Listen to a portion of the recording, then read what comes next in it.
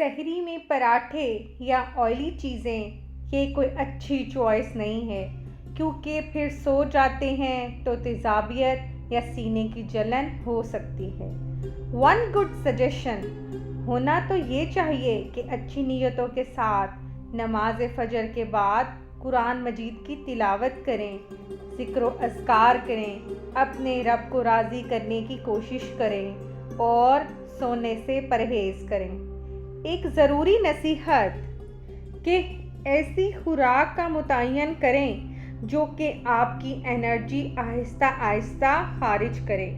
یہ بہت اہم بات ہے کہ ایسے کھانے سحری میں کھائیں جن سے انرجی فوراً نہیں نکلتی بلکہ آہستہ آہستہ نکلتی ہے، تاکہ آپ کے جسم کو طاقت ملتی رہے۔ حدیث پاک میں ہے کہ آدمی اپنے پیٹ سے زیادہ برا برتن کوئی نہیں بھرتا۔ انسان کے لیے چند لقمے ہی کافی ہیں جو اس کی پیٹھ کو سیدھا رکھ سکے، اور اگر ایسا نہ کر سکے تو 1/3 کھانے کے لیے، 1/3 پانی کے لیے اور 1/3 سانس کے لیے رکھے۔